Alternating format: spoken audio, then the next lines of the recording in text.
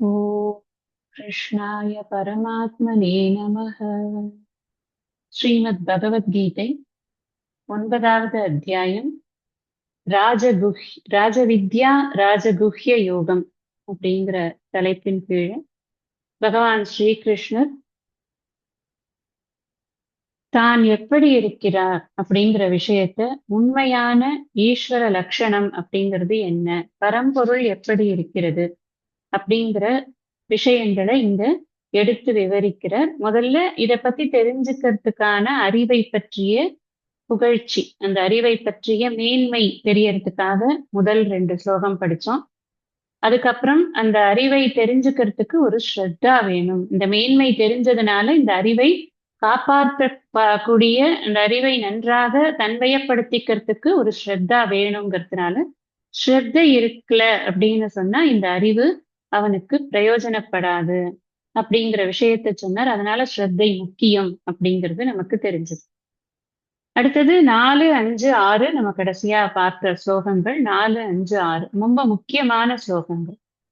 இந்த இறை தத்துவம் அப்படிங்கிறது எப்படி இருக்கு, இந்த பரம்பொருள் அப்படிங்கிறது எப்படி இருக்கு அப்படின்னா, முதல்ல பரம்பொருள் அப்படிங்கிறது அவ்யக்தமா இருக்கு, வெளிப்படாத பொருளாக இருக்கிறது. இது நாம அப்படின்னா நம்ம என்ன அர்த்தம் புரிஞ்சுக்கிறது, வெளிப்பட்டிருக்கிறதெல்லாம் பரம்பொருள் அல்ல அப்படின்னு புரிஞ்சுக்கணும்.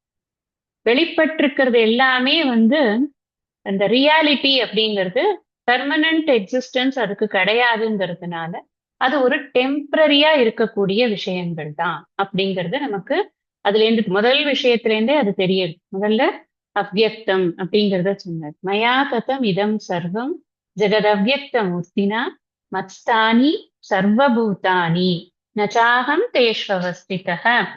அதுல சொல்லும்போது எல்லா உற்பத்தி அந்த மேனிஃபெஸ்ட் ஆயிருக்கக்கூடிய தோற்றத்திற்கு வந்திருக்கக்கூடிய அனைத்தும் என்னிடமிருந்துதான் தோன்றி இருக்கிறது, நான் அவற்றில் இல்லை. அதே போல எதுவும் என்னிடத்தில் இல்லைன்னு அடுத்த ஸ்லோகத்துல சொல்லிட்டோம். இதெல்லாம் கொரலேட் பண்ணி நாம என்ன புரிஞ்சுட்டோம் அப்படின்னா, இந்த 2, 3 ஸ்லோகங்களுடைய ஒரு சம்மரியா நாம என்ன கத்துண்டோம் அப்படின்னு சொன்னா, நான் எல்லாவற்றிலும் வியாபித்திருக்கக்கூடிய பரம்பொருளாக இருக்கிறேன். நம்பர் 1. இதெல்லாம் முன்னாடியே போன கிளாஸோட முடிவுல சொல்லியிருக்கேன். அதுக்காக தான் இப்ப ரீகேப் சொல்றேன். எதனோடையுமே நான் சேருவதில்லை, எனக்கு எதனோடையுமே ஒரு பற்று என்பது கிடையாது. நான் எதனோடையும் சேராமல் அசங்கமாக இருக்கிறேன். அவ்யக்த விஷயத்தை சொன்னார், அசங்கமா இருக்கேன் அப்படிங்கிறதையும் சொல்றார். இந்த கண்ணியில ஒண்ணு கிடையாது. ஏன் அப்படின்னு சொன்னா, இந்த என்னெல்லாம் தோற்றத்திற்கு வந்திருக்கிறதோ அதற்கெல்லாம் உண்மையான இருப்பு என்பது கிடையாது. எல்லாமே டெம்பரரியா இருக்கக்கூடியதுதான். அதனாலதான் எதுவுமே என்னிடத்தில் இல்லை அப்படின்னு நான் சொல்றேன் அப்படின்னு அடுத்தது சொன்னேன். இந்த பிரபஞ்சத்தை எப்படி புரிஞ்சுக்கிறோமோ அதே மாதிரிதான் என்னுடைய இந்த ஒரு வியக்தியினுடைய, ஒரு இண்டிவிஜுவலினுடைய அந்த ஜாகிரத் சுஷுப்தி ஸ்வப்னம் எந்த ஒரு நிலையா இருந்தாலும் அந்த நிலையில ஏற்படக்கூடிய நான் தோற்றுவிக்கக்கூடிய அல்லது நான் வெளிப்படுத்தக்கூடிய அனைத்துமே நிரந்தரமானது அல்ல.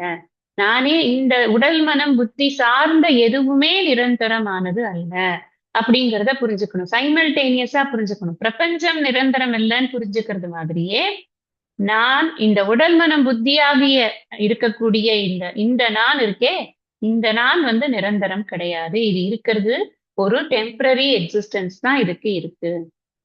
அதனால எது அதிஷ்டானமாக இருக்கிறது அப்படின்னு பார்த்தா, அந்த தூய உணர்வு தான் அதிஷ்டானமாக இருக்கிறது. தூய உணர்வினால்தான் இவை அனைத்தும் மாயையால் வெளிப்படுத்தப்பட்டு இருக்கிறது. இந்த அத்தனை விஷயங்களுமே கற்பனையானதுதான். அந்த கற்பனை அப்படிங்கிறது மாயையினால ஏற்படுத்திருக்கக்கூடிய இந்த கற்பனை. அதனால அதுக்கு மாயைக்கு பர்மனன்ட் எக்ஸிஸ்டன்ஸ் கிடையாது. அதனால மாயையிலிருந்து ஜனித்தது எதுவோ அது எல்லாத்துக்குமே பெர்மனன்ட் எக்ஸிஸ்டன்ஸ் கிடையாது. ரொம்ப சிம்பிளா இதை புரிஞ்சுக்கிறதுக்கு, மாயைக்கே எப்படி இந்த சக்தி கிடைக்கிறது, இந்த வெளிப்படுத்தக்கூடிய சக்தி கிடைக்கிறது அப்படின்னா, அது என்னிடமிருந்துதான் அந்த மாயை அந்த சக்தியை பெறுகிறது. அதனால என் வசப்படுத்தி இருக்கக்கூடிய மாயை அப்படிங்கிறது தான் பகவான் இங்க அடுக்க சொல்லக்கூடிய விஷயம். மாயை தனியா தானே வந்து கிரியேட் பண்ணியாச்சு அப்படின்னு கிடையாது. மாயை ஒரு ஜடம். அதிலிருந்து ஒரு கிரியேஷன் வந்திருக்கு அப்படின்னா அந்த கிரியேஷனுக்கு காரணம் என்ன அப்படின்னா இந்த பிரம்மனுடைய சக்தியை மாயை எடுத்துக்கொண்டு அதுக்கு அந்த பவர் இருக்கு. மாயைக்கு அந்த பவர் இருக்கு. அந்த சக்தியை கிரகிச்சுக்க கூடிய ஒரு பவர் இருக்கு. நான் கல்லு முன்னாடி போய் நின்னா என்ன வந்து கல்லு ரிஃப்ளெக்ட் பண்ணாது. அதுவே நான் கண்ணாடி முன்னாடி போய் நின்னா என்ன கண்ணாடி ரிஃப்ளெக்ட் பண்ணும். ஏன் கல்லு ரிஃப்ளெக்ட் பண்ணக்கூடாது, கண்ணாடி தான் ரிஃப்ளெக்ட் பண்ணணும், இதை யார் ஒத்துக்க முடியும் அப்படின்னு எல்லாம் சண்டை போட முடியாது. அதுக்கு அந்த சக்தி இருக்கு, இதுக்கு அந்த சக்தி இல்லைங்கிறத புரிஞ்சுக்கணும். இதெல்லாம் புரிஞ்சுக்கிற விஷயம். அதனாலதான் மாயைக்கான இண்டிவிஜுவல் பவர் கெப்பாசிட்டி ஒண்ணுமே கிடையாது. இந்த மாயை வந்து ஒரு வெளிப்படுத்தக்கூடிய கண்ணாடி எப்படி பொருட்களை வெளிப்படுத்துறதோ அது மாதிரி மாயை பொருட்களை வெளிப்படுத்தி கொண்டு இருக்குது. எல்லா பொருளும் ஏற்கனவே இருக்கிறது தான். ஒன்றும் புதுசா இப்பதான் வந்து கிரியேட் பண்ண நாம தான் வந்து அதனுடைய காம்போசிஷனை வந்து ஸ்டடி பண்ணிட்டு இருக்கோமே தவிர்த்து பொருட்கள் எப்பவுமே இருந்து கொண்டுதான் இருக்கு. திடீர்னு என்னமோ எங்கேயோ யுரேனியம் கிடைச்சிருத்து, எங்கேயோ வந்து மெக்னீசியம் கிடைச்சிருத்து. அதெல்லாம் மெக்னீசியமா எப்பவுமே இருந்து கொண்டே இருக்கிறது. யுரேனியமா எப்பவுமே இருந்து கொண்டிருக்கிறது. நாம இப்ப அதை எடுத்து பகுப்பு பண்ணி ஆராய்ச்சி பண்ணி பார்த்து இது மெக்னீசியம், இது யுரேனியம், இதன் பயன்பாடுகள் இதுங்கிறதெல்லாம் இப்ப கண்டுபிடிச்சு அதெல்லாம் டிஸ்கவரிஸ். அதனால அது வந்து ஏற்கனவே இருந்து கொண்டே இருக்கக்கூடிய விஷயம்தான். இது வருது திரும்ப போறது திரும்ப வருது. நம்ம ஏற்கனவே இந்த மாதிரிதான் இந்த கிரியேஷன் இருக்குங்கிற விஷயத்த கூட 8வது அத்தியாயத்திலையும் பார்த்திருக்கோம். இந்த கிரியேஷனுடைய இது அபரா பிரகிருதி பரா பிரகிருதிங்கிற விதமாக 7வது அத்தியாயத்துல பார்த்துட்டோம். அதுக்கப்புறம் இது வந்து வந்து போகக்கூடியதாக இருக்கிறது, எப்போதும் ஒன்றேதான் இருப்பதில்லை அப்படிங்கிற அந்த மாற்றம் ஒன்றே மாறாததுங்கிற விஷயத்தையும் நம்ம 8வது அத்தியாயத்துல பார்த்தோம். இங்க என்ன புதுசா சொல்றாரு அப்படின்னா இது அனைத்தும் இருக்கிறது என்னாலதான் அப்படிங்கிற தன்னுடைய நிலையை பற்றி சொல்கிறார். அந்த என்னாலதாங்கிறத கிருஷ்ணராலன்னு புரிஞ்சுக்க கூடாது. தூய உணர்வு, பரம்பொருள், அந்த சைத்தன்யம் அப்படின்னு புரிஞ்சுக்கும். அதுக்கு உருவம் கிடையாது. அதுக்கு ஒரு இதுக்குள்ள அதை அடக்க முடியாது. அது எங்கும் சர்வத்திர இருக்கிறதுனால அது ஒரு உருவத்திற்குள் அதை ஓர் உருவம் ஒரு நாமம் இல்லாதானுக்கு 1000 திருநாமம் சொல்லி தெள்ளேனம் கொட்டாமோ அப்படின்னு சொன்னார். உண்மை அதுதான். நம்மளோட ஆசைக்காக நம்ம 1000 நாமங்களை அந்த இதை வச்சு நம்ம அட்டாச் பண்ணி விடுறோமே தவிர்த்து உண்மையில் எந்த ஒரு உருவமோ எந்த ஒரு இதுவோ கிடையாது. செய்கையோ கிரியையோ எதுவுமே கிடையாது. நிஷ்கிரியனாக இருக்கிறது, நிராலம்பமாக இருக்கிறது. அப்படியெல்லாம் அதை வர்ணிக்கல அதை விளக்கப்பட்டிருக்கிறது சாஸ்திரம். அதேதான் நானும். இதெல்லாம் அது அப்படின்னு சொல்லி அப்படி பார்த்துட்டே உட்காந்து அப்படியே மயங்கி போறதுக்கு அதுதான் நான் அப்படிங்கிறத புரிஞ்சுக்கிறதுக்கு அடிப்படையில் நானும் அதுதான். அது எப்படி பிரபஞ்சம் வந்து பொய்யான தோற்றமாக இருக்கிறதோ அது மாதிரி இந்த உடல் மனம் புத்தி பொய்யான தோற்றமாக இருக்கிறது. எப்படி தூய உணர்வு உண்மையாக இருக்கிறதோ அதுபோல தூய உணர்வு இங்கேயும் உண்மையாக இருக்கிறது. அதனால வித்தியாசம்ங்கிறது கிடையாதுங்கிறத நம்ம புரிந்து கொண்டே இருக்கிறோம். இது கிளாரிட்டி வேணா வந்து குறையணும். ஒருத்தருக்கு ஒரு கிளாரிட்டி இருக்கலாம், இன்னொருத்தருக்கு ஒரு கிளாரிட்டி கொஞ்சம் ஒரு மாத்து கூட இருக்கலாம். ஆனா புரியாம இருக்கிறதுக்கு வாய்ப்பே கிடையாது. ஏன்னா இது வந்து புரியறதுக்கு அப்படின்னு ஒரு ஸ்பெஷல் இது ஒன்றும் பண்றது இல்லை. விஷயத்த சொன்னா புரியும், அவ்வளவுதான். Only thing is we should know the language, அவ்வளவு. வேற ஒன்றும் இதுல விஷயம் கிடையாது. இதுதான் சொன்னா அதை புரியணும். அதை நம்ம மைண்ட் வந்து அக்செப்ட் பண்ணிக்கிறதுக்கு வேணா கொஞ்சம் டைம் ஆகும். ஏன்னா நம்ம பல வாசனைகள்ல மூழ்கி இருக்கிறதுனாலையும் பல என்னென்னமோ படிச்சுட்டு அதுல அந்த ஸ்கேல்ல இதை அளக்கிறதுனாலையும் நம்மளால வந்து இதை புரிஞ்சுக்கிறதுக்கு கொஞ்சம் அதுக்குத்தான் 3வது ஸ்லோகத்திலேயே சொல்லிட்டார், அஸ்ரத்ததானா புருஷாக தர்மஸ்யாஸ்ய பரம். இது தர்மியம்னு சொல்லியிருக்காரு முன்னாடி. அந்த ஸ்லோகத்துக்கு முன்னாடி ஸ்லோகத்துல இது தர்மியம்னு சொன்னார். இதுவே தர்மம், இந்த படிப்பு தான்ப்பா தர்மம் அப்படின்னு சொல்லிட்டு. அடுத்தது நம்ம 7வது ஸ்லோகம் படிக்கணும். 7வது அன்னைக்கு சொல்லி கொடுத்தாச்சு. நான் வந்து இப்போ படிச்சுட்டு அதுக்கு பதவுரை பொழிப்புரை சொல்றேன். சர்வபூதானி கௌந்தேய பிரகிருதிம் யாந்தி மாமிகாம் கல்பக்ஷயே புனஸ்தானி கல்பாதௌ விஸ்ருஜாம்யஹம். ஹே கௌந்தேய, சர்வபூதானி அனைத்து உயிர்களும் கல்பக்ஷயே கல்பத்தின் முடிவில் மாமிகாம் என்னை சார்ந்துள்ள பிரகிருதி மாயையை யாந்தி அடைகின்றன. புனக மீண்டும் கல்பாதௌ கல்பத்தின் தொடக்கத்தில் தானி அவற்றை அகம் நான் விஸ்ருஜாமி தோற்றுவிக்கிறேன். ஹே கௌந்தேய, அனைத்து உயிர்களும் கல்பத்தின் முடிவில் என்னை சார்ந்துள்ள மாயையை அடைகின்றன. மீண்டும் கல்பத்தின் தொடக்கத்தில் அவற்றை நான் தோற்றுவிக்கிறேன். இதே ஸ்லோகம்தான், இதே விஷயத்தை தான் நம்ம 8வது அத்தியாயம் 8வது அத்தியாயத்துல ஸ்லோகா என்ன 18 19 இந்த 2 ஸ்லோகத்திலையும் அவ்யக்தாத்யக்தய சர்வாக பிரபவந்தியஹ ராகமே ராத்யாகமேவசி பிரலீயந்தே தத்ரைவாவ்யக்த சம்யகே பூதக்ராமஸ்ய ஏவாயம் பூத்வா பூத்வா பிரலீயதே ராத்யாகமேவ பார்த்த பிரபவத்யஹ ராகமே அப்படின்னு இந்த 2 ஸ்லோகங்கள்லையும் இதே கருத்து தான். இந்த கிரியேஷன் ஆனது மீண்டும் மீண்டும் லயமாகி மீண்டும் மீண்டும் வெளிப்படுகிறது. ஒரு வெளிப்பாடு ஒரு லயம், ஒரு வெளிப்பாடு ஒரு லயம், இதுதான் தொடர்ந்து நடந்து கொண்டே இருக்கிறது. இதுக்கு எந்த விதமான மாற்றும் இல்லை. இப்படித்தான் இந்த கிரியேஷன் இருக்கு அப்படின்னு பார்ப்போம். அப்ப இந்த இடத்துல பகவான் வந்து நான் பண்றேன் அப்படின்னு சொன்னா, இங்க நான் பண்றேன் அப்படின்னு சொல்லும் பொழுது நிமித்த காரண ஈஸ்வரனாக சொல்கிறார் அப்படின்னு புரிஞ்சுக்கும். நிமித்த காரணனாக இருக்கிறார்னா என்ன? அவர் வந்து ஈஸ்வரன் அப்படிங்கிறவர் தான் அந்த கிரியேஷனை பண்றார் அப்படின்னு நம்ம பார்த்தோம். முன்னாடி நான் வந்து மாயையிலிருந்து தோன்றக்கூடிய சத்துவகுணத்திலிருந்து வரக்கூடிய ஈஸ்வரன் தான் இந்த கிரியேஷனுக்கு அந்த ஈஸ்வரன் மாயையிலிருந்து தோன்றுகிறார். இந்த சக்தி எங்கேந்து வருதுன்னா, தூய உணர்வினுடைய சக்தி மாயை எடுத்துக்கொள்கிறது. அந்த மாயையிலிருந்து வெளிப்பட்ட சத்துவகுணத்தினால் தோன்றிய ஈஸ்வரன் இந்த சிருஷ்டிகளை எல்லாம் செய்கிறார். அப்ப சிருஷ்டி கர்த்தாவாக இருக்கிறார் அப்படின்னா, அந்த சிருஷ்டி ஸ்திதி லய காரணமாக நான் இருக்கிறேன் அப்படின்னு பகவான் தன்னை இங்க சொல்றார் அப்படின்னு நம்ம புரிஞ்சுக்கணும். நம்ம வந்து எப்படி இருக்கார் பகவான், நமக்கு அப்படித்தானே எல்லாருக்கும் குவெஸ்சன் இருக்கு. பகவான்னா யாரு? கடவுள் என்றால் நீ கடவுளை கண்டிருக்கிறாயா? ராமகிருஷ்ண பரமஹம்சர் கிட்ட எல்லாரும் வந்து கேட்டதே இந்த கேள்விதான், நீ கடவுளை கண்டிருக்கிறாயா?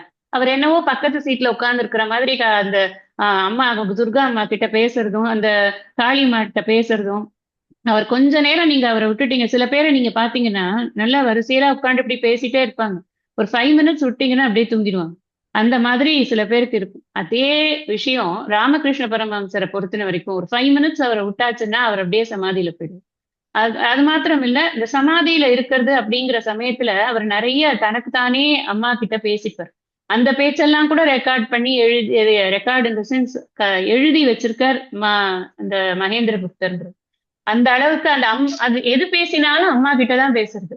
எனக்கு நீ இந்த மாதிரி கொடு, எனக்கு நீ இந்த மாதிரி ஸ்ரத்தா கொடு, பக்தி, வேற எதுவும் இல்லை, பணத்தை கொடு அத்தை கொடுலாம் கேட்கறது கிடையாது. ஸ்ரத்தையை கொடு, பக்தியை கொடு, நான் எப்ப பார்த்தாலும் உன்னை பத்தியே இது பண்ணிட்டு இருக்கணும், இந்த மாதிரி பேச்சுதான் நிறைய அம்மா கிட்ட. எப்போ நீ எனக்கு அதை சொல்லி கொடுத்த, நீ எனக்கு உபநிஷத்துக்கு அர்த்தம் எல்லாம் சொல்லி கொடுத்த, நீ எனக்கு பக்தியை நிறைய கொடு, உபநிஷத்தை விட எனக்கு பக்தி வேணும் உங்ககிட்ட, இப்படி எல்லாம் அவர் ஏதோ ஒரு அம்மா கிட்ட ஒரு பையன் எப்படி பேசுவான் அந்த மாதிரி.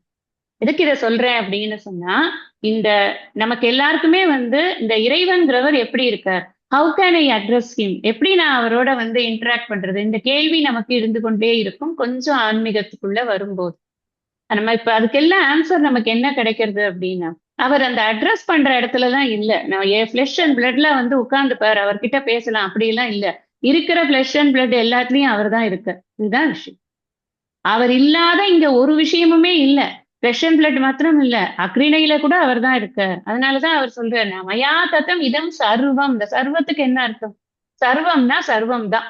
அதுக்கப்புறம் இன்னொரு அதுக்கு சர்வத்திலேயே ஒரு எக்ஸ்ட்ரா சர்வம் எல்லாம் போட முடியாது. நான் முன்னாடியே சொல்லியிருக்கேன், சர்வலோகத்துல இருக்கிற எல்லாரும் நன்னா இருக்கணும்னு வேண்டிக் கொண்டாங்க. அதுல என்னோட பசங்களும் என்னோட குடும்பமும் தான் அடங்கி இருக்கு. ஆனா நமக்கு ஒரு எண்ணம் என்னன்னா, அந்த சர்வம்ங்கிறது வேற ஏதோ ஒரு ஸ்பெஷல் வேர்டு, நமக்குன்னு தனியா சொன்னாதான் பகவானுக்கு புரியும்னு நம்ம நினைப்போம். அது மாதிரி இந்த சர்வம்ங்கிறத இன் லெட்டர் அண்ட் ஸ்பிரிட் சர்வம்னே புரிஞ்சுக்கும். எல்லாவற்றிலும் நீக்கமர நிறைந்திருக்கிறார் இறைவன்.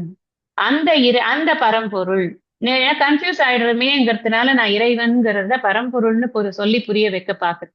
ஏன்னா இறைவன்னா நம்ம இந்த உருவத்தோட இருக்கிறத சொல்லி சொல்லி பழகிடுக்கணும், வேற ஒண்ணும். பரம்பொருள் அப்படின்னா நீங்க இந்த நிஷ்பிரபஞ்சமா இருக்கக்கூடிய அந்த பிரம்ம தத்துவங்கிறத புரிஞ்சுப்பீங்க அப்படிங்கிறதுக்காக அந்த வார்த்தையை யூஸ் பண்றேன், வேற ஒண்ணும் கிடையாது. அப்ப அந்த பரம்பொருள் அப்படிங்கிறது எப்படி இருக்குன்னா அவ்வியக்தமா இருக்கு, அசங்கமா இருக்கு. அதுதான் சிருஷ்டி ஸ்திதி லயத்திற்கு காரணமாக இருக்கிறது அப்படின்னு இங்க பார்க்கிறோம் நம்ம. இந்த தோற்றம் சரி இது எவ்வளவு நாளைக்கு இருக்கு அப்படின்னா அதுல அவரே சொல்லிடுறாரு, கல்பம் முடிஞ்ச உடனே அது லயம் ஆயிடுறதுங்க. நம்ம இந்த கல்பங்கள் பத்தின கணக்கெல்லாம் 8வது அத்தியாயம் படிக்கிறச்சே பிரம்மாஜியோட ஒரு நாள் அப்படிங்கிறது பார்த்தோம். இந்த அப்ப என்ன அர்த்தம் அதுக்கு? ஒரு நாள் அப்படின்னா அதுல ஒரு பகல்ல தான் சிருஷ்டியா இருக்கு. அந்த இரவுல என்ன ஆறுது? லயமா இருக்கு. அப்ப ஒரு நாள்னா ஒரு பகலும் ஒரு இரவும் சேர்ந்தது. அந்த ஒரு பகலும் ஒரு இரவும் தான் அந்த சிருஷ்டி எல்லாமே இருக்கு. அதுக்கப்புறம் அது லயத்துக்கு போயிடுறது. பிரம்மாஜியோட இதும் போது தூக்கத்தின் போது அதுவும் லயமாகி அதன் பிறகு அது மறுபடியும் எப்ப அடுத்த கல்பம் ஆரம்பிக்கிறதோ அப்பதான் அது திரும்ப விஸ்ருஜாமி புனக. அப்ப அந்த இடைப்பட்ட நேரத்துல அது எங்க போய் உக்காண்டிருக்கு தானே நம்மளுக்கு கேள்வி. இப்ப நான் பிறந்திருக்கேன், நான் ஞானம் எல்லாம் அடையல, நான் இது ஆயிட்டேன், செத்து போயிட்டேன், திருப்பி பிறக்கிறேன், திருப்பி பிறக்கிறேன், திருப்பி பிறக்கிறேன், ஒரு 10,000 ஜென்மா எடுக்கிறேன், இந்த யுகமே முடிஞ்சு போயிடுறது. அப்புறம் நான் எங்க போவேன்? நான் ஞானம் அடையல, நான் எங்க போவேன் அப்படின்னா இந்த மாதிரிதான் நீ போய் மாயையோட அந்த அவ்வியக்தமாக இருக்கக்கூடிய அந்த பிரகிருதியில மாயையில கலந்துப்ப அப்படிங்கிறார் பகவான். இங்க பிரகிருதிம் அப்படின்னு சொல்லும் பொழுது பிரகிருத்தினாலும் அவ்வியக்தம்னாலும் மாயைனாலும் எல்லாம் ஒரே பொருள் தான் ஆக்சுவலா. அப்ப இந்த பிரகிருதியை எப்படி சொல்ற? இங்க முக்கியமான பாயிண்ட் என்ன? இந்த ஸ்லோகத்தோட விஷயம் ரொம்ப சிம்பிள். நான் கல்பம் ஆரம்பிக்கிறச்சே வெளியில வருது எல்லாம், அப்புறம் கல்பம் முடியச்சே எல்லாமே சாரி மாத்தி சொல்ற இருக்கு ஸ்லோகத்துல. கல்பம் முடியறச்சே எல்லாமே லயமாறுது, கல்பம் ஆரம்பிக்கிறச்சே நான் அந்த திருப்பியும் அதே விஷயங்களை நான் சிருஷ்டிக்கு தரேன் அப்படின்னு சொல்றேன், சிருஷ்டி பண்றேன் அப்படின்னு சொல்றேன். அதுல என்ன முக்கியம் அப்படின்னா இந்த மாயை அப்படிங்கறத பகவான் எப்படி சொல்றார் அப்படிங்கிறதுதான். மாமிகாம் பிரகிருதி அப்படின்னு சொல்லியிருக்கு. மாமிகாம் அப்படின்னு சொன்னா என்னன்னா என்னை சார்ந்துள்ள. அதுல இருந்தான் தெரியறது நமக்கு மாயைக்கு அந்த பிரகிருதிக்கு தனியான ஒரு எக்ஸிஸ்டன்ஸ் கிடையாது. மாயை அப்படிங்கிறது மாயையுடைய செயல்பாடுகள் அப்படிங்கிறது பிரம்மனுடைய சக்தி இருந்தா தான் அந்த மாயைக்கு செயல்பாடு. அதனால அதுக்காக தான் அது சார்ந்திருக்கு. என்னை ஒருத்தரை யார் எப்ப சார்ந்திருப்போம்? கணவனை மனைவி சார்ந்திருக்கிறாள், கணவன் ஆபீஸ சார்ந்திருக்கிறாரு, எல்லாம் அப்படி ஒவ்வொருத்தர் ஒவ்வொரு விஷயத்த சார்ந்து. எதுக்கு? எல்லாம் ஏதாவது ஒரு காரணத்துக்காக தான். ஒரு செக்யூரிட்டிக்கு ஒருத்தரை சார்ந்திருக்கோம், பணங்காசு வேணும்னு ஒருத்தரை சார்ந்திருக்கோம், ஏதாவது ஒரு சார்பு இருக்கு இல்லையா? அந்த மாதிரி இந்த மாயை சக்தி வேணும்னா அது என்கிட்டதான் ஆகணும். அதைத்தான் அவர் சொல்றார். மாமிகாம் என்னை சார்ந்துள்ள மாயையை அடைகின்றன. அத்தனை சிருஷ்டியும் என்ன ஆகுதுன்னா எங்கேந்து வெளியில வந்ததோ அங்கேந்தே உள்ள போறது அப்படின்னு. மாயை மூலமாத்தான் இதெல்லாம் வெளியில வந்தது. மாயைக்கே மறுபடியும் எல்லாம் லயமாயிடுது. அந்த அந்த திருப்பி அடுத்த கல்பம் ஆரம்பிக்கிறச்சு புனக திருப்பி இந்த மாயைக்கு ஒரு சக்தியை கொடுத்து அவ்வளவையும் மறுபடியும் வெளில தள்ளு, எல்லாம் இது பண்ணட்டும், லைஃபை என்ஜாய் பண்ணட்டும் அப்படின்னு வெளியில விட்டுடுறது. அதனால ஏதோ புதுசா ஒண்ணு கிரியேட் ஆயின்னு இருக்கு அப்படிங்கிறது கிடையாது. இங்க ப்ரொஜெக்ட் ஆயிருக்கிறது பூரா என்னன்னா அதுக்குன்னு ஒரு பெயர் வடிவம், ஒரு செயல்பாடு, இது மட்டும்தான் இருக்கே தவிர்த்து அந்த ஒரு பொருளுக்குமே உண்மையான இருப்பு அப்படிங்கிறது கிடையவே கிடையாது. எல்லா விஷயங்களுமே இப்ப நான் ஆத்மா அப்படின்னு சொல்லும்போது இந்த ஆத்மாவை மூடி மறைச்சுன்னு இருக்கிறது எதுன்னா இந்த உடம்பு. இந்த உடம்பு தான் பெருசா விவகாரம் பண்றது மாதிரி தெரியறது. ஆனா உண்மையிலேயே இந்த உடம்புக்கு எக்ஸிஸ்டன்ஸ் ரொம்ப கம்மி. ஏதோ கொஞ்ச நாளைக்கோ கொஞ்சம் வருஷத்துக்கோ கொஞ்சம் நிமிஷத்துக்கோ எதுக்கோ இருக்க போறது இந்த உடம்பு. ஆனா இந்த உடம்பு பர்மனன்ட்னு நம்ம அதனால நினைக்கவே கூடாது. அதனாலதான் நம்ம என்ன சொல்றோம்னா ஆத்மா இல்லைன்னா இந்த உடம்போடைய எக்ஸிஸ்டன்ஸே இருக்காது. அதனால ஆத்மா அப்படிங்கிறது நித்தியமா இருக்கு. இதெல்லாம் அனாத்மாவை சேர்ந்தது. இந்த அனாத்ம விஷயங்கள், இந்த பிரபஞ்சம், இது எதுவுமே ரொம்ப பர்மனன்ட் எக்ஸிஸ்டன்ஸுக்குள்ளது கிடையாது. அதுக்கு எல்லாத்துக்கும் லிமிட்டெட் எக்ஸிஸ்டன்ஸ் தான் இருக்கு அப்படின்னு. அந்த லிமிட்டேஷன் என்ன அதைத்தான் இங்க சொல்றேன். இந்த லிமிட்டேஷன் என்னன்னா ஒரு கல்பம் தான். நமக்கு ஒரு கல்பம் தான் சொல்றோமே தவிர அந்த கல்பமே ஒரு 43 lakhs and 20,000 years அப்படிங்கிற போது அதுவே நமக்கு ஒரு பெரிய இதுவா, அதாவது ஹியூமன் இயர்ஸ்னு வச்சுங்க. சோ அதனால அந்த அளவுக்கு அது அது அது வந்து ஒரு பெரிய காலமாக அது இருக்கு. அந்த காலம் வரைக்கும் அது எக்ஸிஸ்ட் ஆகி மாடிஃபிகேஷன்ஸ் ஆகி எல்லாம் ஆகி இதுலயே இங்கேயே ஃபார்ம் சேஞ்சஸ் எல்லாம் நடந்து ஏதோ ஒரு ஃபார்ம்ல மறுபடியும் இருக்கும் அது. மறுபடியும் அது உள்ள வரும். திருப்பி அது வெளில வரும். அவ்வளவுதான். இப்படித்தான் அது போயிட்டு போயிட்டு வந்து கொண்டிருக்கு அப்படின்னு நம்ம இந்த ஸ்லோகத்தை புரிஞ்சுக்கிறோம். இதுல முக்கியம் என்னன்னா என்னை சார்ந்துள்ள மாயை அப்படிங்கிறதுதான் அங்க ரொம்ப முக்கியம். மாயைக்கு யார் கண்ட்ரோலர் அப்படின்னு சொன்னா மாயாவி யாரு அப்படின்னா பரம்பொருள் தான், தெய்வம் தான் அப்படின்னு புரிஞ்சு. இன்னைக்கு அப்புறம் 8வது ஸ்லோகம் படிக்கணும். பிரகிருதிம் ஸ்வாமவஷ்டப்ய விஸ்ருஜாமி புனః புனः பூதக்ராமமிமம் கிருத்ஸ்னம் அவசம் பிரகிருதேர்வசாத். வாம் என்னுடைய பிரகிருதி மாயையை அவஷ்டப்ய வசத்தில் வைத்துக்கொண்டு பிரகிருதேகே மாயைக்கு வசாத்து வசப்பட்டுள்ள அவசம் தன்வயம் இல்லாத இமம் இந்த கிருத்ஸ்னம் அனைத்து பூத கிராமம் உயிர்கூட்டத்தையும் புனக புனக மீண்டும் மீண்டும் விஸ்ருஜாமி தோற்றுவிக்கிறேன். என்னுடைய மாயையை வசத்தில் வைத்துக்கொண்டு மாயைக்கு வசப்பட்டுள்ள தன்வயமில்லாத இந்த அனைத்து உயிர்களையும் மீண்டும் மீண்டும் தோற்றுவிக்கிறேன். இங்க ரொம்ப பரிதாபம் யாருன்னா அனைத்து உயிர்கள் தான். ஏன்னா இந்த அனைத்து உயிர்களையும் யார் வசப்படுத்தி வச்சிருக்கான்னு இந்த மாயை தான் வசப்படுத்தி வச்சு. மாயைக்கு தனியாக தோற்றுவிக்கும் சக்தி அது இதெல்லாம் கிடையாது அப்படின்னா கூட இந்த மாயைக்கு பலவிதமாக நம்மை வசப்படுத்தக்கூடிய ஒரு சக்தியானது இருக்கிறது அப்படிங்கிறது இதுல இருந்து தெரியும். மாயையினால மாயை வெறும் தோற்றத்தை மட்டும் காட்டக்கூடிய அந்த ஒரே ஒரு குட் கேர்ளா அது இருக்கிறது கிடையாது. அது நம்மள பல வகையில நம்மள மாட்டி விடுது. எப்படி மாட்டி விடுறது அப்படின்னா இந்த குணங்கள் மூலமாக இந்த கிரியேஷன்ஸ் நடந்திருக்கிறதுனால நம்முடைய குணங்கள் தான் நம்மை பலவாறாக காரியங்களை பண்ண வச்சு அந்த குணங்கள்னால ஏற்பட்ட காரியங்கள்னால வந்த பலன்களைத்தான் நாம அனுபவித்துக் கொண்டிருக்கோம். எப்படியா இருந்தாலும் மாயை தான் இதுக்கு காரணம் அப்படின்னு டைரக்டா மாயை மேல பழிய போட்டு நாம 10 கொலையை பண்ணிட்டு உட்கார்ந்துருக்க முடியாது. ஏன்னா அந்த பண்ணணும்ன்ற ஒரு கெட்ட காரியம் பண்ணணும்ன்ற எண்ணம் உதிக்கிறது என்னுடைய புத்தியில என்னுடைய குணதோஷத்தினால வரக்கூடிய அந்த குணம்னா சத்வரஜஸ்தமோ குணதோஷத்தினால வரக்கூடிய எண்ணம். அதனால இதை இப்படி சொல்லியாச்சே அப்படிங்கறதுனால எல்லாம் மாயைக்கு வசப்பட்டிருக்கோம்ப்பா. நம்மளால என்ன பண்ண முடியும்? நான் பண்ணணும் தான் நினைக்கிறேன், கிளாஸுக்கு போகணும்னு தான் நினைக்கிறேன், ஆனா மாயை என்னை பிடிச்சு ஆட்டுறது. இந்த மாதிரி எல்லாம் பிலாசபிக்கல் டைலாக்ஸ் எல்லாம் விடக்கூடாது. இந்த மாயை ஆட்டுறது அதுக்கெல்லாம் நமக்கு ஃப்ரீ வில் கொடுத்துருக்காரு பகவான். நம்மள பிறக்கச்சேயே 6 அறிவை கொடுத்து இந்த சிந்திக்கக்கூடிய சக்தியையும் கொடுத்துருக்காரு. அதனால நான் இந்த மாயை தமோகுண பிரவருத்தி சமயமா இருக்கு எனக்கு அப்படிங்கிறதுனால தமஸ்லயே ஆழ்ந்து போறதா, அதை முறிச்சுட்டு நான் மூஞ்சி எல்லாமே போடுற புசிண்டு நான் உட்காந்து படிக்கணும்னு படிக்கவேனா, எது பண்ணுவேன் நானுன்னு நான் தான் டிசைட் பண்ணேன்.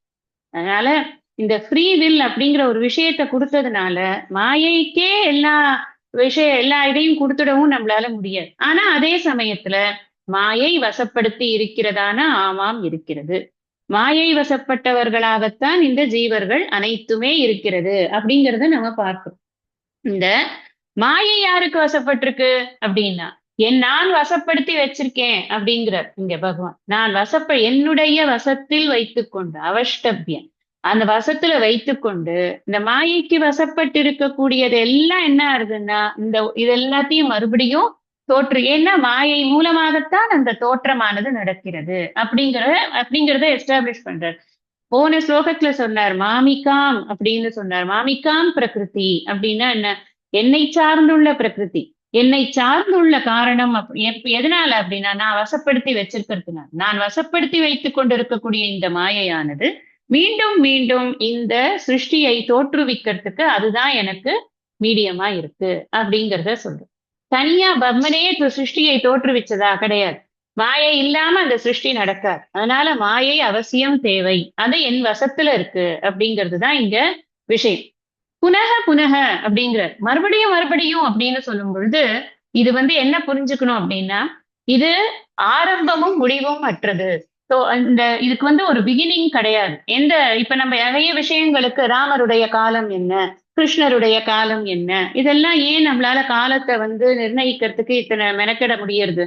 அவர் ஜாதகமே இருக்கு அதுல, இத்தனை இந்த வருஷத்துல இந்த இடத்துல இந்த ஸ்டார் கான்ஸ்டலேஷன்ஸ் இருக்கிற சமயத்துல அவர் பிறந்தாருன்னு எல்லாம் இருக்கு. அதையெல்லாம் வைத்து பார்க்கும் பொழுது அவர் இந்த கிபி இதுல பிறந்திருக்கலாம், கிமு இதுல பிறந்திருக்கலாம், எல்லாம் நம்ம கணக்கெல்லாம் போடும். அது ஏன் அப்படின்னா அது ஒரு காலத்திற்கு உட்பட்டது. இந்த துவாபர யுகத்துல, திரேதா யுகத்துல, கிருத யுகத்துல அப்படின்னு அந்த ஒரு ஒரு பீரியட்ல ஒரு அவதாரம் நடக்குது. அப்ப அதுக்கு ஒரு தோற்றம், ஒரு முடிவுங்கிறது இருக்கு. அதனாலதான் சொல்றது, இந்த அவதாரம்ங்கிற தோற்றத்துக்குள்ள மட்டுமே இறைவனை அடக்கிட கூடாதுன்னு சொல்றதுக்கு காரணம் என்ன? ராமர் இறைவனானா இறைவன் தான். ஆனா ராமன் அப்படிங்கிற உருவம் மட்டுமே இறைவன் அல்ல. அதான் இந்த விஷயம். கிருஷ்ணன் என்ற உருவமே இறைவன் அல்ல. இறைவன் அதற்கு அப்பாற்பட்டவராக இருக்கிறார். எங்கும் ஈக்கமர நிறைந்திருக்கிற பரிபூரண ஆனந்தமே அப்படின்னு சொல்றார் இல்லையா? அந்த மாதிரியான அப்படித்தான் இறைவனை பார்க்கணும்னு பகவான் சொல்றார், நம்ம சொல்லல. இதெல்லாம் நீங்க எப்படி சொல்றீங்க? எனக்கு அந்த உருவத்தை விட்டுட்டு என் கண்ணை எடுக்கவே முடியல, நீங்க என்னோட உருவ வழிபாட்டை நீங்க எப்படி இது பண்ணலாம் அப்படின்னு. நன்னா பண்ணணும். உருவ வழிபாடு, உருவ ஆலம்பனம் எல்லாமே வேணும். மனம் பக்குவப்படும் வரைக்கும் எல்லாமே வேணும். பக்குவப்பட்டதுக்கு அப்புறம் உருவத்திற்கு தாண்டி சிந்திக்கிறதுக்கு அறிவை இந்த இந்த இது சாஸ்திரம் தருகிறது. அதை நாம உபயோகப்படும். அந்த உருவத்துக்குள்ளேயே நம்ம முடங்கிடக்கூடாது. அதுக்குதான் சொல்றாரு இவர் இத்தனை விஷயமும். எல்லாம் நீ பார்க்கறதெல்லாம் நான் தானே, அப்புறம் நீ ஏன் ஒரு இது இருக்கு. அதனால என்ன சொல்றாரு, எப்பவுமே இருக்கேன் நான் புனக அப்படிங்கிறச்சு என்ன, திரும்ப திரும்ப வந்து கொண்டே இருக்கிறது. அடுத்த கல்பத்துல மறுபடியும் ஒரு கிருதயுகம் வரும், மறுபடியும் ஒரு பிரகலாதன் வருவான், மறுபடியும் ஒரு நரசிம்ம அவதாரம் வரும், மறுபடியும் ஒரு வாமன அவதாரம் வரும். எப்படி வரும், என்ன வரும், எது வேணா வரும். அந்தந்த சமயத்துக்கு தகுந்த மாதிரியான ஒரு அவதாரங்கள் அந்தந்த விஷயங்களை நிலைநாட்டி விட்டு போகிறது. இப்படிதானே நம்ம 4வது அத்தியாயத்துல படிச்சோம். அப்படி அந்த எப்ப தர்மத்துக்கு ஹானி வருதோ அப்ப நான் வரேன், யுகே யுகே வரேன், எப்ப வேணுமோ அப்ப வரேன், அவ்வளவுதான். அதனால இந்த ஃபார்ம் அண்ட் நேம்ங்கிறது அந்த சமயத்துக்குள்ளது. அது மாத்திரமே கிடையாது. அதை தாண்டியும் பகவான்கிறவர் சர்வத்திலையும் நிறைஞ்சிருக்கிறார் அப்படிங்கிறதுதான். இது எப்ப உருவாருது, எப்ப லயமாறுது, அதுக்கு ஒரு பீரியடு கிடையாது. நம்ம இப்பதான் கிரியேஷன் ஆரம்பிச்சு பிக் பேங் தியரி அப்படிங்கிறாங்க. பிக் பேங்குக்கு முன்னாடி என்ன இருந்தது, அதை கண்டுபிடிச்சு சொன்னோம்ல. கண்டுபிடிக்கணும்னு ஆரம்பிச்சா அதையும் கண்டுபிடிக்காது, அப்படி போயிட்டே இருந்தா அதற்கு முன்னாடி என்ன இருந்தது, அதற்கு முன்னாடி என்ன இருந்தது, அனவஸ்தா தோஷம். அது ஒரு ஸ்டார்ட்டை கண்டுபிடிக்க முடியாது. எண்டும் அப்படிதான், ஸ்டார்ட்டும் அப்படிதான். ஏன்னா அவர் கிளியரா சொல்லிடுறாரு, இந்த கல்பம் முடிஞ்சா அது லயமாறுது, அடுத்த கல்பம் ஆரம்பிக்கிறது அது வெளியில வருது. சிம்பிள். நான் இதை எடுத்து எங்க வச்சிருந்தேன், இதுல டேட் ஆஃப் இது birth, date of death of the யூனிவர்ஸ்ன்னு ஏதாவது போட்டு வச்சு ஒன்றும் கிடையாது. அதனால இதுக்கு பிகினிங் கிடையாது, இதுக்கு எண்டு கிடையாது அப்படின்னு. அதனாலதான் நம்ம என்ன சொல்றோம், இது இது ஒரு மேனிஃபெஸ்டேஷன், இது ஒரு ப்ரொஜெக்ஷன் அப்படின்னு சொல்றோம். இது இப்பதான் பண்ணிருக்கு. பானையை பிசைஞ்சு குடம் பண்ற மாதிரி கிடையாது, ஏற்கனவே குடமா தான் இருக்கு. அந்த குடம் எதனால ஆச்சுன்ற காரணத்தை தான் நாம கண்டுபிடிச்சு உட்காந்துருக்கோம். அப்புறம் மண்ணு எது அப்படின்னு பாக்குறோம். இப்படித்தான் அது இந்த கிரியேஷன்ங்கிறது எல்லாவற்றிலும் மண்ணுக்குள்ள அந்த குடத்துக்கான சக்தி இருக்கு. இந்த மண்ணு பண்ணிருக்காரு பகவான், பண்ணு கிரியேட் ஆயிடுருக்கு. மண்ணுக்குள்ள குடத்துக்கான சக்தி இருக்கு. எப்படி தங்கத்துக்குள்ள நகை இருக்கோ, ஒரு கோல்டு பார் இருக்குன்னு வச்சுக்கோங்க, இந்த கோல்டு பார்க்குள்ள ஒரு 50,000 நகை இருக்கும். ஏன்னா அது உருக்க ஒன்னொன்னா அவனுடைய புத்திக்கு தகுந்த மாதிரி, டிசைனுக்கு தகுந்த மாதிரி, அந்த பொற்கொள்ளனுடைய இதுக்கு எபிலிட்டிக்கு தகுந்த மாதிரி வெளியில வருது. அப்ப அத்தனையும் இல்ல, எங்க இருந்தது, அதுக்கெல்லாம் எப்ப வந்தது, எப்ப போச்சுன்னு சொல்ல முடியுமா? எல்லாம் அதுலதான் இருக்கு. அதே மாதிரிதான் அவ்வளவு மாயையில உட்காரு, திரும்பி அவ்வளவு வெளியில வரும். அது வெளியில வச்ச பலவிதமான உருவ மாற்றங்களை அது எடுக்கிறது. அதுதான் அதனாலதான் பகவான் சொல்றார், என் மாயையை நீ கடக்கிறது ரொம்ப கஷ்டம் அப்பா. எங்க சொன்னார்? 7வது அத்தியாயத்துல, மம மாயா துரத்திய, ரொம்ப கஷ்டம் என் மாயையை கடந்து போயிட முடியாது. அது இருக்கிறதுனால இத்தனையும் தெரியறது. அப்படிங்கிறதுனால மாயை இல்லாம இது இல்லை. மாயையைத்தான் ஒரு தூளா வைத்துக்கொண்டு அத்தனை காரியமும் நடத்தப்படுகிறது. என்ன சொல்றாரு இங்க அடுத்தது என்னன்னா, அவசம் அப்படிங்கிறார். அவசம்னா என்ன? வசம்னா அது வசப்படுறது அப்படின்னு அர்த்தம். அவசம்னா என்ன? தன்வயம் இல்லாமல் இருக்கிறது. இந்த ஜீவன் தன்வயம் இல்லாமலேயே காரியங்கள் நடந்து கொண்டே இருக்குது. அது தன்வயம் இல்லாம இருக்கு. இந்த இடங்கள்லாம் கொஞ்சம் ஜாகிரதையா புரிஞ்சுக்கணும். ஏன்னா இங்கதான் நம்ம ஸ்லிப் ஆயிடும். என் கையில என்ன இருக்குப்பா, எல்லாம் பகவான் செயல், அந்த இதெல்லாம் கிடையாது. இங்க என் தன் பயம் இல்லாமல்னா இந்த சிருஷ்டி ஸ்திதி லயத்துக்கு என்ன பயம்? அவனுக்கு என்ன பயம் இருக்கு? நான் சிருஷ்டி பண்ண முடியுமா? நான் சிருஷ்டி பண்ண முடியுமா? நான் லயம் பண்ண முடியுமா? என்னோட உலகத்தையே நான் சிருஷ்டி ஸ்திதி லயம் பண்றதுக்கு எனக்கு லாயக்கு இல்ல. நான் எங்க இந்த பிரபஞ்ச சிருஷ்டி ஸ்திதி லயம் பண்றேன்? அந்த வசம்ங்கிறது அவனுக்கு கிடையாது. எதுல வசப்பட்டிருக்கான்னா மாயை கொடுக்கறத அவன் யூட்டிலைஸ் பண்ணிட்டு அவ்வளவு. வாட் எவர் இஸ் கிவன் இந்த கிரியேஷன், நீங்க கிரியேஷன்ல இல்லாத ஒரு விஷயத்தை எப்படி யூஸ் பண்ண முடியும்?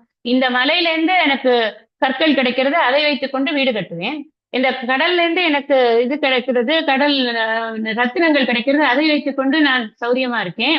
நான் ஆத்துல இருந்து தண்ணி கிடைக்கிறது, தண்ணியை வச்சுட்டு நான் விவசாயம் பண்றேன். எனக்கு எல்லாம் யார் கொடுக்குறான்னா எனக்கு மாயோட கிரியேஷன் கொடுக்குறது.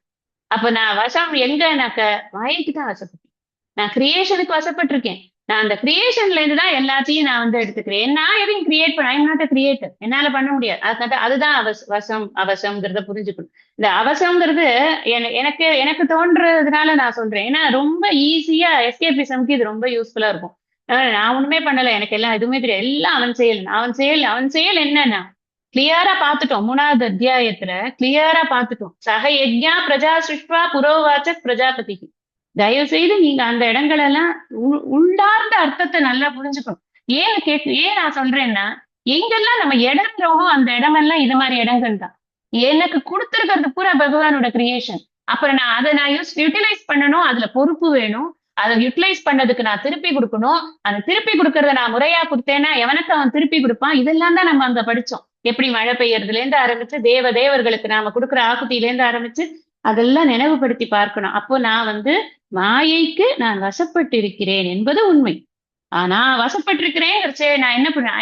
ஐ எம் ரெஸ்பான்சிபிள் ஃபார் திஸ், இது for maintenance of this creation, the sustenance of the creation. அதுதான் என்னுடைய ரெஸ்பான்சிபிலிட்டி. நான் வந்து ஒரு கிரியேட்டர் கிடையாது.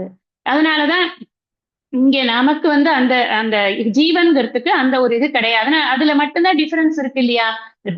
எதனால வாலறிவன் சிற்றறிவுங்கிறது என்ன? அனைத்தையும் அறிந்தவன், இவன் வந்து அனைத்தையும் அறியாது. அவ்வளவு ஒரு குறிப்பிட்ட அறிவை உடைய, அவ்வளவுதான். அந்த அந்த உபாதியில இருக்கிற டிஃபரன்ஸ், இந்த ஜீவ உபாதியில இருக்கிற டிஃபரன்ஸ், ஈஸ்வர உபாதியில இருக்கிற டிஃபரன்ஸ். இது ரெண்டுத்துக்கும் டிஃபரன்ஸ் இருக்கத்தான் இருக்கு. எங்க டிஃபரன்ஸ் இல்ல? தூய உணர்வு அப்படின்னு எடுத்தா அது தூய உணர்வு தான் எல்லா இடத்துலயும் இருக்கு. ஜீவன்னாலும் தூய உணர்வு தான், தூய உணர்வுனாலதான் ஜீவனும் இருக்கு. ஈஸ்வரனாலும் தூய உணர்வுனாலதான் ஈஸ்வரனும் இருக்கு. தூய உணர்வு மட்டும்தான் இருக்கிறது, மற்றது எல்லாமே தோற்ற போலிகளாக இருக்கின்றன அப்படிங்கறதான் படித்துக்கொண்டு நாம வருகிறோம். அதனால இந்த பிகினிங்கையும் எண்டையும் நிர்ணயம் பண்ண முடியுமா அப்படின்னு கேட்டா அதை நிர்ணயம் பண்ண முடியாது. It is beginning. ஜெகத் காரணம் அப்படிங்கிற விஷயத்த இங்க மறுபடியும் எக்ஸ்பிளைன் பண்ணிருக்கேன். இந்த ஜெகத் காரணம்ங்கிறது எப்படின்னு புரிஞ்சுக்கோ. நான் ஒரு டேட்டை பிக்ஸ் பண்ணிட்டு அன்னைக்கு உட்காந்து சுத்தி எளிய வச்சு அடிக்கல இந்த உலகத்தை பண்றதுக்கு. It is not like that. It is already there. இருக்கிறது வெளிப்படுறது, திரும்ப லயமாறுது. வெளிப்படும் போது என்னென்ன சேஞ்சஸ் வருதோ வருது, திரும்ப லயமா இருக்கு. அதனாலதான் பகவான் வந்து பற்றற்று இருக்கிறாருங்கிறத இப்படித்தான் நம்ம புரிஞ்சுக்கணும். ஏன்னா நான் ஒரு மலை பண்ணினேன், அது ஒரு 25,000 அடிக்கு இருந்தது. அப்புறம் நீங்க எல்லாரும் சேர்ந்து அதுல கொஞ்சம் கொஞ்சமா வெட்டி உங்க வீட்டுக்கு ஸ்லாபா போட்டீங்க. இப்ப அதுல 10 அடி கூட இல்ல. ஐயோ, அது லயமாகறச்சே அது வெறும் 10 அடி தான் இருக்கும். அப்புறம் நான் எப்படி அதை திருப்பி இது பண்றது, சிருஷ்டி பண்றதுன்னு அழுதுன்னு உட்காந்துருக்காரா? கிடையாது. அது 10 அடிக்கு இருந்தா திரும்ப 10 அடிக்கே வந்துட்டு போகும், அவ்வளவு. அல்லது எப்படி வரணுமோ அப்படி வரும். அந்த சமயத்துல எப்படி வந்து சிருஷ்டி ஏற்படுறதோ அப்படி ஏற்படுறது, அவ்வளவுதானே தவிர்த்து இந்த சிருஷ்டி என்பதற்கு பிகினிங்கும் கிடையாது, எண்டும் கிடையாது. பரமாத்மாஜி ஒரு அழகான இது சொல்வார். நம்ம சுவாமிஜியும் சொல்லியிருக்க இதே விஷயத்த ஒரு உதாரணம் சொல்லுவாங்க அப்படின்னு. உதாரணம் என்னன்னா, ஒரு சென்டென்ஸ், நிறுத்த முடியாத குண்டு. ஒரு புல்லட் வந்து நிறுத்த முடியாத புல்லட். அந்த நிறுத்த முடியாத புல்லட் வந்து துளைக்க முடியாத ஒரு செவுத்தை நோக்கி போச்சுன்னா என்ன ஆகும்? என்னாவது இதுக்கு ஏதாவது பதில் சொல்ல முடியுமா அப்படின்னு கேட்பார் சுவாமிஜி. அப்படின்னா என்ன அர்த்தம்? நிறுத்த முடியாத புல்லட் அப்படின்னா அது உடனே கிளம்பிடும். ஒரு புல்லட்ல இருந்து பிஸ்டல்ல இருந்து கிளம்பிடும். எதிர்க்க வந்து சுவர் இருக்குன்னா கிளம்பியாச்சுன்னா அது நிறுத்த முடியாதுங்கிறதால சுவரை தொலைச்சுட்டு ஓடி போயிடும். சுவர் தொலைக்க முடியாத சுவருன்னா அப்புறம் எப்படி அது எப்படி போகும்? இதுக்கு எப்படி ஆன்சர் சொல்ல முடியும்? So the question itself is wrong. எதுக்கு இந்த இது வந்து நம்ம குரு பரமகுரு 2 பேருமே இந்த உதாரணத்தை சொல்லி அதை நானும் உங்களுக்கு சொல்லணும்னு ஏன் நினைக்கிறேன்னா, such illogical questions cannot be answered அப்படிங்கறத புரிய வைக்கிறது. அதுதான் இதுக்கு பிகினிங் கிடையாது, இதுக்கு எண்டு கிடையாது அப்படிங்கறத நம்ம புரிஞ்சுக்கணும். அதுக்காக வேண்டி இதை சொல்றது இந்த உதாரணம். அதனால பிரம்மன்கிறது தானே கிரியேட் பண்ண முடியாது. அது பண்ணா புரிஞ்சுக்கணும். ஏன்னா கிரியேட் பண்ணணும். இப்ப நான் ஒரு கிரியேட்டரா இருக்கேன்னு வச்சுக்கோங்க. நான் ஒரு கதை எழுதணும்னா எனக்கு மைண்டுன்னு ஒண்ணு இருக்கணும் இல்லையா? மைண்டுன்னு ஒண்ணு இருக்கணும். அப்புறம் எனக்கு வாசனைகள் இருக்கணும். அதை வச்சு நான் ஏதாவது பார்த்ததோ கேட்டதோ படிச்சதோ வச்சு நான் வந்து ஒரு புனைவை வந்து நான் கதைங்கிறதே புனைவு தான். அதை நான் ஏற்படுத்தணும். அப்ப எனக்கு முக்கியமான டூல் என்ன? மைண்டு. ஆனா பிரம்மனுக்கு ஏது மைண்டு?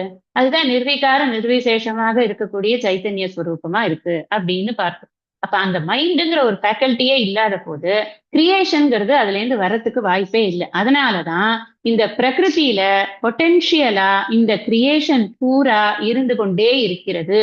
அது வெறும் வெளிப்பாடு மட்டும்தான் நடக்கிறது, மேனிஃபெஸ்டேஷன் மட்டும்தான் நடக்கிறது அப்படிங்கிறது. இங்க கிரியேஷன்ங்கிறதுக்கு பதிலா மேனிஃபெஸ்டேஷன் புரிஞ்சுட்டா சௌரியம்னு ஒரு 10 கிளாஸ் முன்னாடி உங்களுக்கு சொல்லியிருக்கேன், வேற ஒரு இதை எக்ஸ்பிளைன் பண்றச்சு.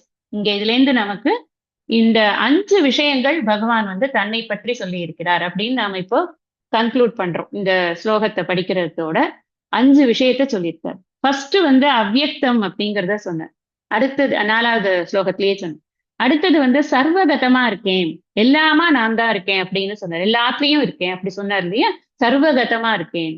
அதுக்கப்புறம் என்ன சொன்னார்? ஜெகத் அதிஷ்டானம் அப்படிங்கிறத சொன்னார். அப்படின்னா என்ன? எல்லாம் வந்து என்னிடம் இருக்கிறது, என்னிடம் எதுவும் இல்லைங்கிறத நீங்க வச்சுக்கோங்க மைண்ட்ல. என்னிடம் எல்லாம் இருக்கிறது அப்படிங்கிறத சொல்லும் பொழுது ஜெகத் அதிஷ்டானத்துவம் அப்படிங்கிற விஷயத்த சொன்னார்.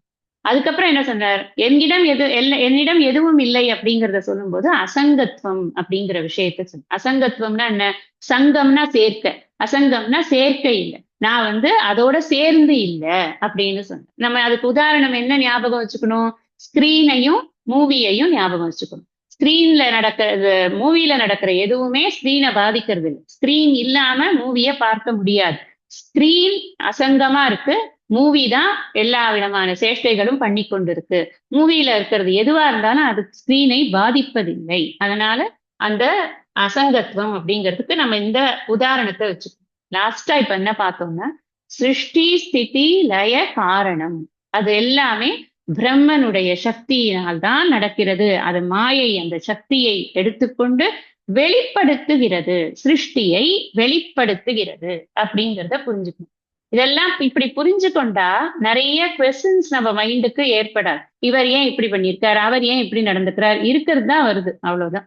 அவனோட பிரகிருத்தியே அப்படிதான்ப்பா. நம்ம சாதாரணமாவே வீடுகள்ல இந்த வார்த்தைகள் உண்டு. அவன் பிரகிருத்தியே அப்படிதான், என்ன பண்ண முடியும், அது அப்படி விட்டுருங்க பேசாம, அவன் ஏதோ பேசிட்டு போறான், அவன நம்ம பெருசா எடுத்துக்க வேண்டாம் அப்படின்னு. ஒரு 4 குழந்தைகள் இருந்ததுன்னா ஒரு குழந்தை ஏக்கத்தப்பா பேசிட்டுனா விட்டு போயிடுவா, அவ்வளவுதான், என்ன பண்ணிட்டு போ அப்படி. அது சுபாவம் அப்படின்னு விட்டுடுறது. அது அப்படிதான் இருக்குன்னு அப்படியே வருது, அவ்வளவுதான். அதுக்கப்புறம் சரி பண்ணிக்கிறதெல்லாம் இருக்கவே இருக்கு. நிறைய லாஜிக்கல் கொஸ்டின்ஸ் எல்லாம் வரும். ஏன் நமக்கு நிறைய அறநூல்கள்லாம் இருக்கே, சரி பண்ணிட்டா என்னன்னு பண்ணணும், பண்ணிதான் ஆகணும். மனுஷனா பிறந்தாச்சுன்னா நம்ம நம்மளுடைய கரெக்ஷன்ஸ் எப்போ வேணுமோ அப்பப்போ பண்ணி கொண்டுதான் இருக்கணும். பட் நான் சொல்ல வர்றது, we cannot change the universe. அது நம்ம கையில இல்லை அப்படிங்கிறத புரிஞ்சுக்கிறது. அடுத்த ஸ்லோகம். நச்ச மாம் தானி கர்மாணி நிபத்னந்தி தனஞ்சய உதாசீனவதாசீனமசக்தம் தேஷு கர்மசு. ஹே தனஞ்சய. ஒரு இடத்துல ஒரு இடத்துல கௌந்தேய, ஒரு இடத்துல பார்த்த, ஒரு இடத்துல தனஞ்சய அவர்கிட்டதான் சொல்றாரு அப்படிங்கிறத சொல்லி சொல்லி அவரை வந்து இது பண்ற, அட்டென்டிவ் ஆக்குற அந்த ஸ்டூடெண்ட். நான் பேசும்போதே உங்க யார் பேரையாவது சொல்லி நான் சொல்றது உங்களுக்கு புரியுறதான்னு கேட்டேன். அதுக்குன்னு இருக்காது உங்களுக்கு, நம்மளோட பேரை இப்ப சொல்லிட்டாங்களே அப்படின்னு. ஆனா என்ன ஆகும்னா, நம்ம நீங்க அந்த சமயம் வந்து மறுபடியும் ஒரு கவனம் எங்கேயான செதறினா கூட டக்கு நீங்க வரும். அதுக்காக வேண்டி பேர் சொல்றது.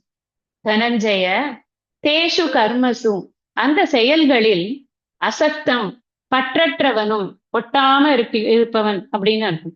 உதாசீனவத்து, உதாசீனனை போல, ஆசீனம் உள்ளவனுமான, மாம் என்னை, தானி அந்த, கர்மாணி செயல்கள், நச்ச நிபத்னந்தி பந்தப்படுத்துவது இல்லை. இதே விஷயம் நம்ம எங்க பார்த்தோம்? இந்த பதவுரை பொழிப்புரை சொல்லிட்டு நம்ம அந்த ரெஃபரன்ஸை பார்ப்போம்.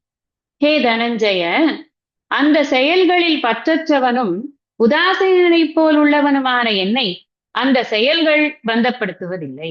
இந்த செயல்கள் இந்த புனக விஸ்ருஜாமின்னு சொன்னேன் இல்லையா, அந்த செயல்கள். நான் வந்து லயம் அப்புறம் இது சிருஷ்டி இதெல்லாம் இருக்கே, அதுல எல்லாம் என்ன பந்தப்படுத்து. நம்ம 4வது அத்தியாயம் 13வது ஸ்லோகம் வாங்கும். அங்க என்ன சொன்ன, சாதுர் வர்ணியம் மயா சிருஷ்டம் குணகர்ம விபாகசஹ தஸ்ய கர்த்தாரமபி மாம் வித்ய கர்த்தாரம் அவ்யயம். ஃபர்ஸ்ட் பாயிண்ட், நான் தான் பண்ணிருக்கேங்கிற, திருப்பி நான் பண்ணல அப்படிங்கிற. தஸ்ய கர்த்தாரம் அபி மாம் வித்தி வித்தி அகர்த்தாரம் அவ்யயம் அப்படிங்கிற விஷயத்த அங்க சொன்ன. அடுத்தது என்ன சொன்ன, நமாம் கர்மாணி லிம்பந்தி நமே கர்ம பலே ஸ்பிருஹா. எனக்கு கர்ம பலத்தில் இச்சை கிடையாது. கர்மம் என்பது என்னை இது இது கட்டுப்படுத்துறது இல்லை, அந்த பந்தப்படுத்துவது இல்லை. இதி மாம் யோபி ஜானாதி கர்மபிர்ன சபத்யதி. இதை யார் தெரிஞ்சுக்கிறாங்களோ அவங்களுக்கும் கர்மத்தின் பலன்களானது பந்தப்படுத்துவது இல்லை. அங்க சொல்லியாச்சு இல்லையா, இந்த 4வது அத்தியாயம் 13, 14 ஸ்லோகத்துக்கு இங்க போட்டு வச்சுக்கோங்க. இந்த இடத்துல 4வது அத்தியாயம் 13, 14 ஸ்லோகத்துக்கு ஈக்குவல் அப்படின்னு 9வது அத்தியாய ஸ்லோகத்துக்கு பக்கத்துல போட்டு வச்சுக்கோங்க. 9:9க்கு பக்கத்துல 4, 13, 14 அப்படின்னு எழுதி வச்சுட்டா நமக்கு படிக்கிறச்சேயே திரும்ப அந்த பக்கம் போய் படிக்கணும்ன்ற ஒரு ஆர்வம், ஆசை எல்லாமே வரும். இப்ப என்ன சொல்றாரு அப்படின்னா, 2 இதுலயுமே என்ன, நான் தான் பண்ணேன்ப்பா, ஆனா நான் வந்து அதுல பற்று வைக்கிறது இல்ல. நான் உங்களுக்கு ஒரு உதாரணம் சொல்லியிருக்கேன், ஏற்கனவே சொன்ன உதாரணம் தான். நம்ம ஒரு வீடு கட்டினோம் அப்படின்னா நம்ம அந்த வீட்டை எப்படி பார்க்கிறோம், நம்ம அந்த வீட்டுல ஒரு கார்னரும் தூசி இல்லாம இருக்கணும். கட்டின புதுசுலயாவது அட்லீஸ்ட் இல்லையா, கொஞ்ச நாளைக்கு தூசி இல்லாம இருக்கணும். ஒரு சின்ன ஸ்கீரல் விழுந்துடக்கூடாது. ஒரு பொருள், ஒரு வண்டி வாங்கினோம்னா கூட எல்லாமே இது நின்னுதுன்னு ஆயாச்சுன்னா அதுக்கப்புறம் அது நம்ம அப்படி கண்ணும் கருத்துமா பாத்துக்கணும். எதனால பாத்துக்கிறோம், ஏன்னா அது என்னது, எனதுங்கிற பற்று எனக்கு இருக்கிறதுனால நான் என்னோட குழந்தைகிட்ட வைக்கிற அன்பா இருக்கட்டும், என்னுடைய கணவர்கிட்ட வைக்கிற அன்பா இருக்கட்டும், என் மாமனார் மாமியார் கிட்ட வைக்கிற பிரியங்களா இருக்கட்டும், மரியாதைகளா இருக்கட்டும், எதுவா வேணா இருக்கட்டும், குரு கிட்ட காட்டுற மரியாதையில இருந்து எல்லாம், என் குரு எனக்கு ஸ்பெஷல். அப்படிதானே எல்லாருக்குமே, என் குரு எனக்கு ஸ்பெஷல். எல்லாரும் குரு, நிறைய குருமார்கள் இருந்தா கூட என் குரு தான் எனக்கு ஸ்பெஷல் அப்படின்னு நம்ம ஏன் சொல்றோம் அத, ஏன்னா அந்த என்னது அப்படிங்கிற ஒரு பற்று நமக்கு இருக்கு, அது பகவானுக்கு கிடையாது அப்படிங்கிறாரு. நான் வந்து இதெல்லாம் பண்றேன்ப்பா, ஆனா என்ன பண்றேன் அப்படின்னா அசப்தம், பற்று கிடையாது எனக்கு, பற்றற்ற, ஒட்டிக்கிறது கிடையாது. சும்மா ஒட்டிட்டு எனக்கு எனக்கு நான் தான் இதை பண்ணேன், அதனால இது இங்க நல்லா இருக்கா பாருங்களேன், இதை கொஞ்சம் டேஸ்ட் பண்ணி பாருங்க, இன்னைக்கு நான் தான் சமைச்சேன், நான் அப்படி சமைச்சேன், நான் இதை பண்ண காய்கறி நெரிச்சு இதை பண்ணேன். சில பேர் இந்த விஸ்தரிக்கிறத பார்த்தா இவ்வளவு டைமா அடிச்சுருக்கீங்க நீங்க அப்படின்னு தோணும். நமக்கு இருக்க மாட்டேங்கிறது, ஏதோ பண்ணமா போனோமா சாப்பிட்டோமா ஆயிடுது. ஆனா ஒரு விஷயத்திலையும் அந்த நான்கிறது எவ்வளவு வெளிப்படுறது அப்படிங்கறத நம்ம பார்க்கிறோம். நான் பகவான் என்ன சொல்றாருன்னா, இது கிடையாது எனக்கு, இது வெறும் நான் என்ன நடக்கிறது அப்படின்னா மாயை வந்து ப்ரொஜெக்ட் பண்ணுறது, திரும்ப எல்லாம் மாயைக்குள்ள வருது, அந்த மாயையில இருந்து மறுபடியும் ப்ரொஜெக்ஷன் ஆகுது.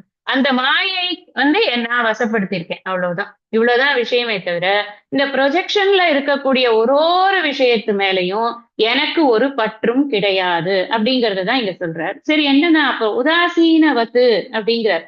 உதாசீன வத்து, வத்துனா வத்து பிரத்யம் போட்டா என்ன அர்த்தம், அது போலன்னு அர்த்தம் இல்லையா. அப்ப அந்த உதாசீனனை போல, உதாரணத்துக்கு சொல்றார், ஒரு உதாசீனமாக இருக்கக்கூடியவன், எதுலையும் பற்றில்லாம இருக்கக்கூடியவன் எப்படி இருப்பானோ அந்த மாதிரி நான் இந்த விஷயத்துல இருக்கேன். இதனால எனக்கு என்ன ஆகுதுன்னா அந்த கர்மாணி என்னை பந்தப்படுத்துவதில்லை. எனக்கு வந்து பந்தம்ங்கிறது என்ன, what is the form of bandham அப்படின்னு இவ்வளவு நாள் நம்ம படிச்சிருக்கோம். பந்தம்ங்கிறது என்ன, சுக துக்கம் தான் பந்தத்தோட ஃபார்ம்.